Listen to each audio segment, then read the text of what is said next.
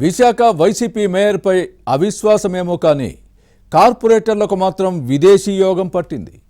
Bheemili camp నుంచి TDP సభ్యులను Malaysia తరలించగా YCP కార్పొరేటర్లను Bengaluru నుంచి శ్రీలంక, థాయిలాండ్కు పంపే ఏర్పాట్లు జరుగుతున్నాయి. క్యాంపు రాజకీయాలు దేశ ఎల్లలు దాటడానికి కారణమేంటి? చరిత్రలో ఎప్పుడైనా ఇలా జరిగిందా? Was the story?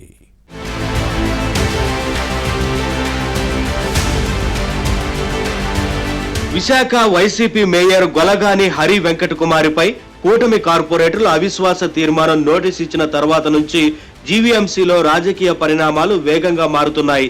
తమకు ఉన్న కార్పొరేటర్లను కాపాడుకునేందుకు ఫ్యాన్ పార్టీ టీడీపీ నిర్వహిస్తున్న క్యాంపులతో పాలిటిక్స్ హీట్ ఎక్కుతున్నాయి. భీమిలి రిసార్ట్ లో ఉన్న టీడీపీ కార్పొరేటర్లను మలేషియా తరలించగా బెంగళూరు క్యాంపులో ఉన్న వైసీపీ కార్పొరేటర్లను శ్రీలంక, థాయిలాండ్ పంపే ఏర్పాట్లు జరుగుతున్నాయి. పీఠం ప్రతిష్టాత్మకం కావడంతో ఖర్చుకు వెనకాడటం లేదు. కూటమి కార్పొరేటర్లు ఇచ్చిన అవిశ్వాస తీర్మానం వీగిపోయేలా చేయడానికి ఫ్యాన్ పార్టీ వ్యూహాత్మకంగా వ్యవహరిస్తోంది. ఏపీ శాసన మండలిలో ప్రతిపక్ష నేత బొత్స సత్యనారాయణ పర్యవేక్షణలో ఒక టీం పక్కా ప్లాన్ ప్రకారం ముందుకు సాగుతోంది. తమ కార్పొరేటర్లలో ఏ ఒక్కరూ జారిపోకుండా చూసుకుంటోంది. ఇదే స్ట్రాటజీతో కొనసాగితే మేయర్ పీఠాన్ని కాపాడుకుని కూటమికి గుణపాఠం చెప్పొచ్చన్న ఆశాభావంతో ఉంది.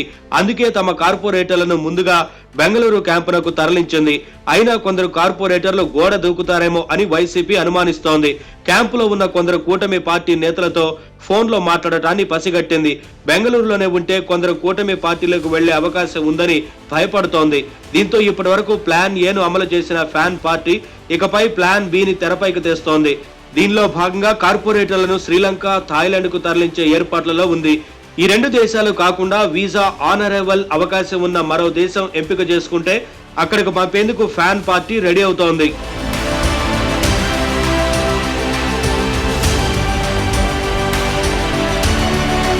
వైసీపీ నుంచి కూటమి పార్టీల్లో చేరిన కార్పొరేటర్లను వెనక్కి రప్పించేందుకు బొత్స సత్యనారాయణ టీం పెద్ద ప్లానే వేసింది.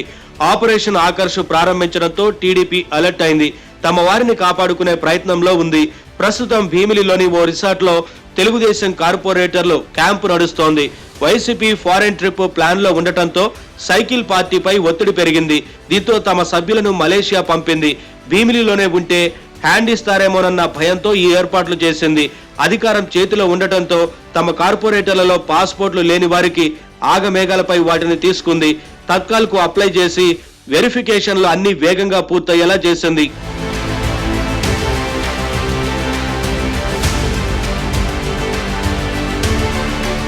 మరోవైపు విశాఖ వైసీపీ మేయర్ గొలగాని హరి వెంకట కుమారిపై అవిశ్వాస తీర్మానం నోటీస్ పై చర్చించేందుకు ఈ నెల 19న కౌన్సిల్ భేటీ జరగనుంది. జీవీఎంసీ ఇన్ఛార్జ్ కమిషనర్ కు ఈ బాధ్యతలు అప్పగిస్తూ జిల్లా కలెక్టర్ ఉత్తర్వులు జారీ చేశారు. అవిశ్వాసం నెగ్గి మేయర్ కుర్చీ సొంతం చేసుకుంటామన్న ధీమాతో టీడీపీ, జనసేన, బీజేపీ నేతలు ఉన్నారు. ఫ్యాన్ పార్టీ, కూటమి నేతలు ఎవరికి వారు తమ వ్యూహాలకు పదును పెడుతున్నారు. తమ మాట నెగ్గించుకోవడం కోసం కష్టపడుతున్నారు. జీవీఎంసీలో ప్రస్తుతం 97 మంది కార్పొరేటర్లు ఉండగా 2 లోక్సభ ఎంపీలు, 1 రాజ్యసభ సభ్యుడు, 8 మంది ఎమ్మెల్యేలు, 3 ఎమ్మెల్సీలు కలిపి మొత్తం 111 మందికి ఓటు హక్కు ఉంది. 2021 మార్చిలో జరిగిన జీవీఎంసీ ఎన్నికల్లో వైసీపీ 59 మంది కార్పొరేటర్లను గెలుచుకుంది. వారిలో 30 మంది ఇప్పటికే టీడీపీ, జనసేన, బీజేపీలో చేరిపోయారు. మిగిలిన వారు క్యాంపులో ఉన్నారు. కూటమి, ఫ్యాన్ పార్టీ నేతల పట్టుదలతో ఎత్తులపై పై ఎత్తులు వేసుకుంటూ ముందుకు సాగిపోతున్నారు. అవిశ్వాస తీర్మానంలో ఎవరు గెలుస్తారో, ఎవరు ఓడుతారో ఏప్రిల్ 19న తేలిపోనుంది. అయితే కార్పొరేటర్లను విదేశాలకు తరలించడం దేశ చరిత్రలో ఇదే మొదటిసారి అని భావిస్తున్నారు. గతంలో కొన్ని రాష్ట్రాల్లో ఇలాంటి పరిస్థితి ఎదురైనప్పుడు ఎమ్మెల్యేలను ఇతర రాష్ట్రాలకు తరలించిన సందర్భాలు ఉన్నాయి, కానీ విదేశాలకు పంపిన దాఖలాలు లేవు. జీవీఎంసీ వైసీపీ మేయర్ పై కూటమి ప్రతిపాదించిన అవిశ్వాస తీర్మానం విషయంలో ఏం జరుగుతుందో చూడాలి.